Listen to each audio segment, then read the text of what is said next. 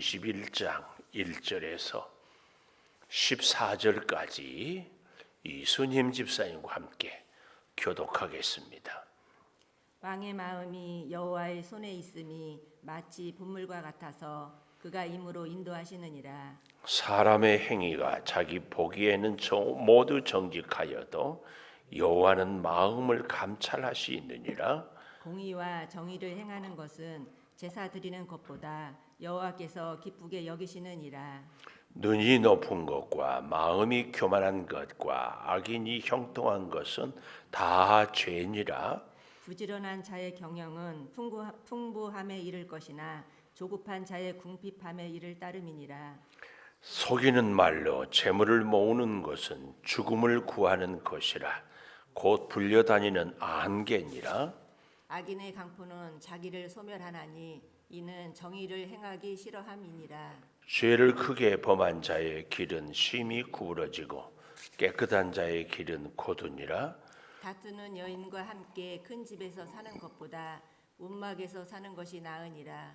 악인의 마음은 남의 재앙을 원하나니 그 이웃도 그 앞에서 은혜를 입지 못하느니라.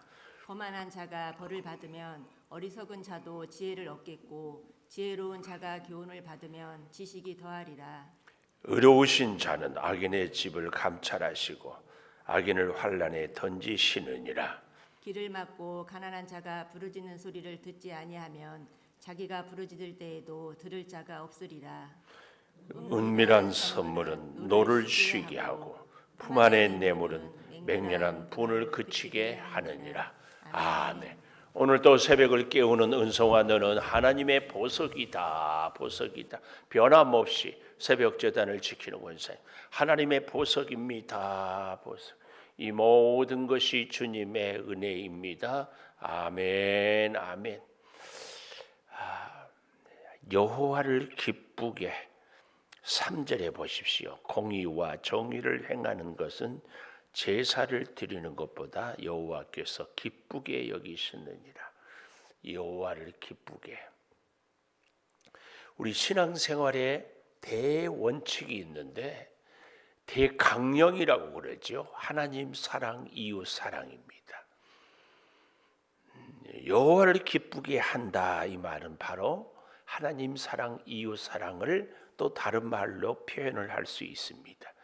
자, 이렇게 여호와를 기쁘게 하기 위해서는 그 첫째로 1절에 보니까 왕의 마음이 여호와의 손에 있음이 마치 본물 같아서 임의로 인도하시느니라. 하나님이 왕의 마음도 다스려요. 하나님이 어떻게 해요?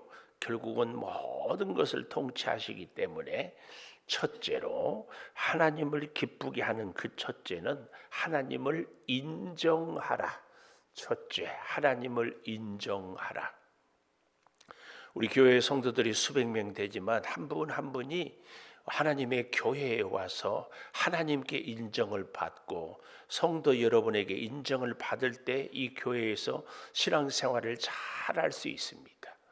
집안에서도 그렇고요, 교회에서 그렇고 회사에서도 그렇고 어디를 가든지 이 공동체에서는 인정받는 것이 굉장히 중요합니다.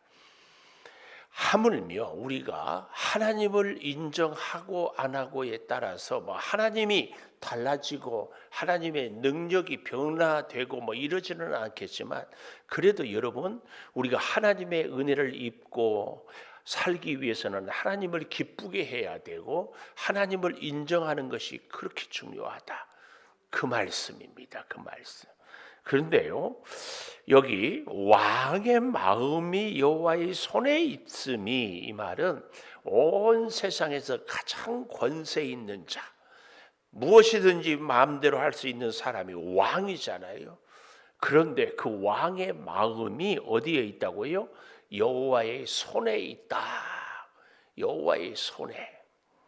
이것은 마치 본물과 같아서, 본물, 우리 한강 또 낙동강 이 4대강 보 얘기가 옛날 대통령 시절에 나와가지고 필요하다, 필요 없다, 잘했다, 못했다 얘기가 많이 나오지만 이 뚜기지어 딱 막아놓으면 그 안에서 물이 가득 차 있어서 아무리 해도 움직이고 뭐 하고 하지만 그 보 안에 있는 거죠. 그 보 안에. 보 얼마나 크고 많은 물 같아요. 그러나 그 보 안에만 있습니다.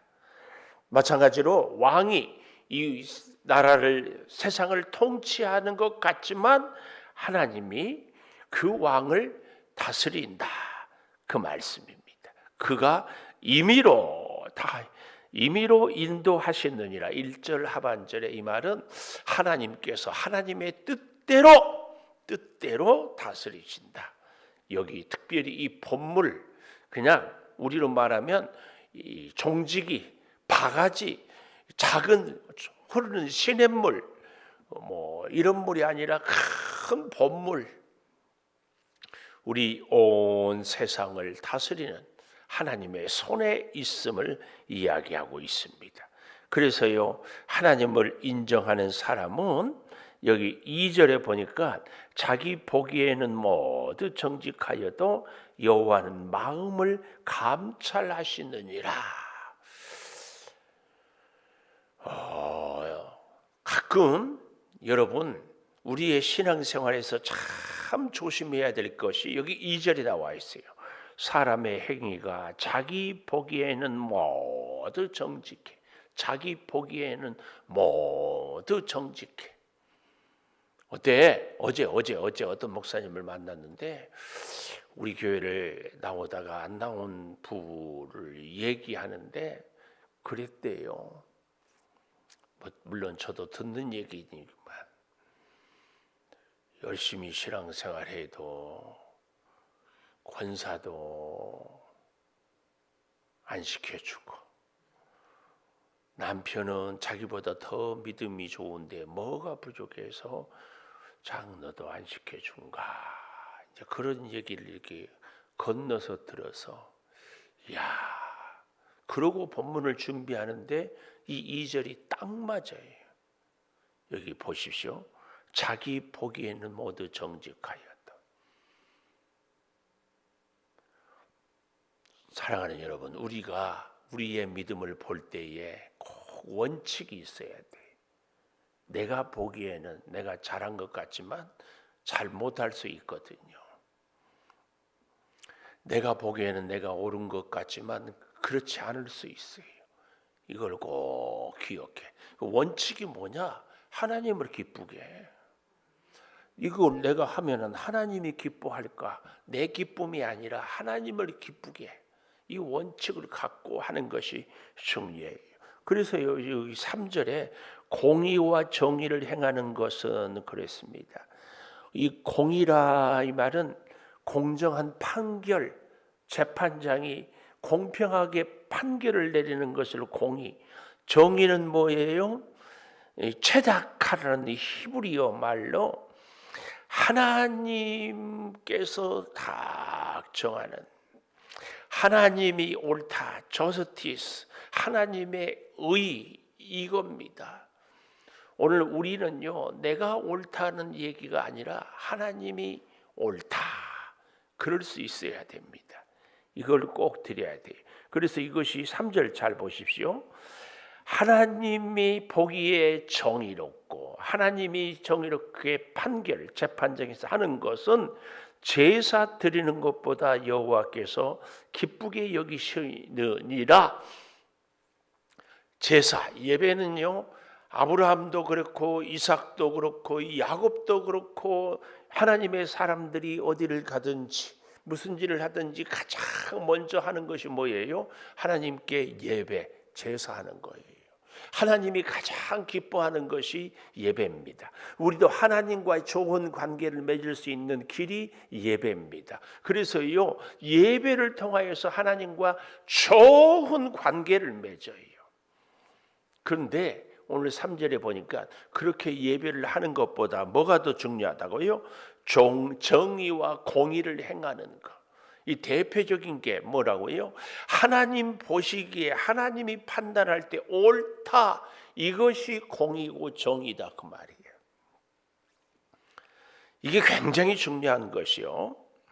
공의와 정의를 행하는 것은 제사 드리는 것보다 기쁘게 하다. 성경에 대표적인 예가 있죠. 누구예요? 사울 왕. 하나님께서 기도했더니 은혜를 주셔서 아말렉과의 싸움에서 사울을 다 이기게 했어요. 아말렉은 블레셋 못지않게 정말 역사 속에서 이스라엘을 괴롭히는 민족이거든요. 그 아말렉 족속을 하나님께서 은혜를 주셔서 사울 왕으로 인하여서 아주 초토화를 시켰어요. 근데 한 가지 조건이 있었지요. 내가 하나님께서 사울 왕 너에게 완전히 초토화를 시킬 수 있도록 도와주겠다. 조건, 진멸하라. 진멸. 왜요? 우리가 여러분 코로나 바이러스가 있는데 다 죽이면 불쌍하니까 좀 남겨두자. 이런 것은 안 됩니다. 우리에게 있어서 악한 것들은 완전히 진멸해야 됩니다. 그래서 하나님이 어떻게 해요? 이 아말렉을 완전히 진멸을 하라고 그랬는데 사무엘 선지자가 보니까 이게 웬걸 양이 소의 울음소리가 들려요. 그래서 사무엘이 이게 뭡니까? 그랬더니 사울 왕이 뭐라고 그래요? 뭐라고 그래? 하나님께 제사 드릴 제물 드립니다. 하나님께 제사 드리는 것이 그렇게 귀하지만 하나님의 말 안 듣고 제물 드리겠다고 남겨놓은 것은 하나님이 기뻐하지 않아요. 그때 했던 유명한 말씀, 순종이 제사보다 낫다. 오늘 우리가요, 그래서 예배를 드리는 것도요, 내 형편과 처지, 내 감정과 기분이 기준이 아니고 하나님이 다 원하는 대로 예배를 드리는 것. 이것이 정말 중요합니다. 그래서 여러분, 우리는요, 하나님께 예배를 드리는 것도 중요하지만 우리의 삶 속에서 하나님을 인정하고 사는 것이 더 중요하다. 이것을 가르치고 있습니다. 우리가 사업을 하고 직장을 다니고 일을 하고 사람을 만나도요, 대원칙이 하나님을 기쁘게. 오늘 하루도 하나님을 기쁘게 하고 살 수 있기를 바랍니다. 하나님을 기쁘게. 그런데 여기 보면은 이런 말씀이 나와요. 여호와는 마음을 감찰한다. 사울 왕 얘기도 했지만 사람들은요, 결과만 보고 얘기해요. 가시적인 것, 눈에 보이는 것만 얘기해요. 그러나 하나님은 그 마음을 감찰해요. 이게 뭐예요? 그 동기, 그 마음에 왜 이런 생각을 했는가에 대한 원인. 사울은 왜 양과 소를 안 죽였을까요? 자기가 먹고 싶으니까. 자기 위해서. 물론 그 제물로 하나님께 제사도 드렸겠죠. 오늘 좀 극단적인 표현을 하자면 사기를 쳐가지고 돈을 벌었어요. 하나님 감사합니다. 감사 예물을 드릴 때 하나님이 받으시겠는가에 대한 얘기입니다. 우리는 이 사실을 잘 기억하면서 하나님이 우리의 마음을 감찰한다. 꼭 우리의 혈기, 우리의 기준, 우리의 생각이 아니라 하나님을 기쁘시게 하는 이 대원칙을 갖고 살아야 하여. 그래서 11절에 가보십시오.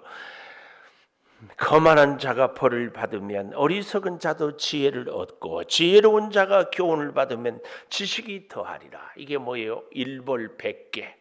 벌 한 번으로 100가지 교훈을 줘요. 그래서 참 지혜로운 사람은 내가 바로 직접적으로 벌을 받지 않아도 깨달아요. 아, 저러면 안 되는구나. 우리가 어릴 때 자녀들을 양육할 때 큰애를 혼내면 작은애도 벌써 알고, 그런 게 지혜지요.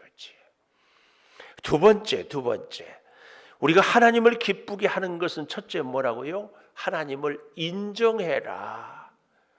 우리는 다 본물과 같아요. 아무리 용을 써봐도 하나님의 손 안에. 두 번째는 6절에 보십시오. 속이는 말로 재물을 모으는 것은 죽음을 구하는 것이라 불려 다니는 안개와 같다. 그래서 속이는 말로 재물을 모으는 죽음을 구하는 것 같이 하지 말라. 이게 뭐예요? 다른 말로 유혹을 멀리해라. 하나님을 기쁘시게 하는 것은 첫째 하나님을 인정하는 거예요. 내 삶의 모든 영역의 하나님. 두 번째로 하나님을 기쁘시게 하는 것은 유혹을 멀리하는 거예요. 유혹을 우리는 그래서 시험을 이길 수 있는 것이 싸워서 이길 시험이 있고 피해야 될 시험이 있어요. 근데 유혹은 피해야 됩니다. 피해. 특별히 뭘 피해야 되는가 하고 잘 보니까 5절에 보십시오. 부지런한 자의 경영은 풍부함에 이르지만 조급한 자는 궁핍함에 이를 것이라. 우리가 꼭 유혹을 피해야 되는데 무슨 유혹? 조급함. 그래서 저는 우리의 축복도요, 우리 당대뿐만 아니라 우리 자녀 세대까지 축복을 받을 수 있도록 믿음 생활. 오늘 기도의 응답이 오늘 이루어지기도 하지만 내일, 올해에도 이루어지지만 내년, 5년, 10년 뒤에까지 이루어질 수 있도록, 이게 유혹을 이길 수 있는 것이요, 이 조급함을 이겨야 돼요. 유혹을 피하려면 지금 당장에, 제가 우리 교회 건축 마무리할 때 여기 와서 있는데 그 후에도 크고 작은 공사들을 이렇게 쭉 해보고 깨닫는 것이 있습니다. 일당을 받고 일하는 분들은요, 다음을 생각하지 않아. 그저 해 떨어지고 일당만 받으면 끝이야. 근데 정말 제대로 일을 하려면 어떻게 해야 돼요? 오늘 또 내가 여기 와서 일하지만 내일 또 일해야 돼요. 이번에도 일하지만 다음에도 일해야 돼요. 그러려면요, 뒷마무리를 잘 해줘야 돼요. 요즘에는 참 공사의 계약에 감사한 것이, 일을 하면은, 공사를 하면은 쓰레기 처리까지 다 이렇게 하는 것이 조건이더만요. 감사해요. 오늘 여러분, 우리에게 있어서 정말 필요한 것이, 우리에게 정말 필요한 축복이, 오늘의 기도 응답도 중요하지만 내일도, 올해도, 내년에도 이게 정말 중요합니다. 그래서 여러분, 유혹을 이기기 위해서는 조급함을 피해야 됩니다. 절대로 지금 당장의 눈에 보이는 것이 우리 인생의 전부가 아닙니다. 보이는 것은 하나, 보이지 않는 것은 9. 이걸 잘 보아야 할 줄을 믿습니다. 이 조급하지 않아야 참 재밌는 말씀이 나와요. 9절에 보십시오. 다투는 여인과 함께 큰 집에서 사는 것보다 움막에서 사는 것이 낫다. 움막은 우리로 말하면 이런 게 아니라, 이스라엘은 지붕에 슬라브 평평하잖아요. 그 한쪽에 해가 나도 해를 피할 수 없고 비가 와도 비를 피할 수 없는 그런 형편에, 근데 그런 집에서 사는 것이 좋다? 아니에요. 부자로 살면 안 된다? 이 말도 아니에요. 여기 잘 보십시오. 큰 집에서 산다. 좋은 음식을 먹고 여름에는 시원하게, 겨울에는 따뜻하게 사는 것이 결코 나쁘지 않습니다. 그런데 조건이 있어요. 다투는 여인. 여기 다 거의 대부분 환갑이 지났는데, 남편은 아내를, 아내는 남편을 서로 바꾸어 보겠다고 계속 하는 것이 뭐예요? 얘기죠. 이 얘기는 그냥 좋은 얘기가 아니라 잔소리라고 그래요. 근데요, 사람이 잔소리로 바뀐 경우가 거의 없습니다. 그런데도 계속 바꾸려고 그래요. 우리 그런 걸 알지요? 젊어서 세상을 바꾸겠다고 나에게 힘을, 권력을 달라고 했는데, 나이가 중년이 되니까 세상은 못 바꿔도 내 이웃들, 가정, 내가 만나는 사람들을 바꾸겠다. 그러나 인생의 지혜가 깊어지는 노후가, 노년이 되니까 뭐라고 그래요? 세상을 바꾸는 것이 아니고, 내 이웃을 바꾸는 것이 아니고, 내가 변화되겠습니다. 내가 변화돼요. 오늘 여기 이 다투는 여인이라, 이 말은 계속 잔소리해야 되는 여인을 얘기합니다.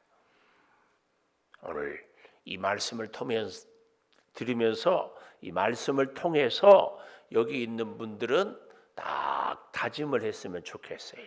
이제 잔소리는 그만한다. 다니엘 기도회가 어제까지 끝났는데요. 오륜교회 김은호 목사님이 목회의 큰 방침을 얘기하는데 인생을 세 주기로, 첫째는 20세까지는 자기를 위해서 살아라. 배우기도 해야 되고 운동도 해야 되고 뭐 덕도 보고. 근데 40세까지는 가족을 위해서 살아라. 그리고 41세부터 60세까지는 하나님을 위해서 살아라. 인생을 이렇게 3주기로. 모세도 40세까지는 자기가 배웠잖아요. 80세까지는 광야에서 훈련했잖아요. 120세까지는 민족을 위해서 살았잖아요. 아마 거기서 힌트를 얻은 것 같아요. 우리도 좀 그랬으면 좋겠어요. 여기 다 환갑 넘으신 분들이 많은데 환갑이 넘었으면 이제는 남은 여생은 주를 위해 살겠다. 환갑이 넘어서도 주를 위해서 삽시다 해도 아멘 안 하는 분들은 알아서 하세요. 아직도 자저 뒷바라지하고 사시고.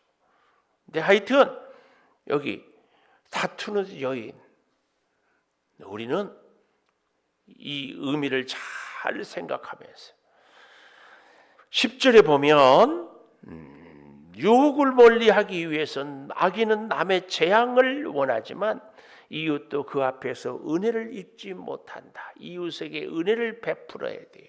이웃에게 은혜를 베풀어. 여러분들이 수고하고 애써 주셔서 이 김장을 이렇게 나누는데 참 주변의 목사님들이 고맙다고 그래요. 별거 아니지만 제가 인사를 받지만 저한테만 하는 것이 아니라 우리 여러분에게 다 하는 줄 믿습니다. 근데 꼭 그렇게 살아야 돼요. 작은 거라도 자꾸 은혜를 베풀고 살아야 돼요. 베풀고 살아야 돼요. 그래야 조급함을 이길 수 있고 유혹을 멀리할 수 있어요. 마지막 세 번째로 하나님을 기쁘게 하기 위해서는요, 13절에 보십시오. 귀를 막고 가난한 자가 부르짖는 소리를 듣지 아니하면 자기가 부르짖을 때에도 들을 자가 없다. 이웃을 배려하는 것이 하나님을 기쁘게 하는 겁니다. 이웃을 배려해야 돼. 기도하겠습니다. 여호와를 기쁘게 하는 삶을 살겠습니다. 하나님을 기쁘게 하는 삶은 하나님을 인정하며 유혹을 멀리하며 이웃을 배려하며 사는 것임을 깨닫사오니 오 아버지 하나님, 참 하나님을 기쁘게 하는 것이 인생의 원칙이요 우선이요 기준이요 가치가 되게 하여 주시옵소서.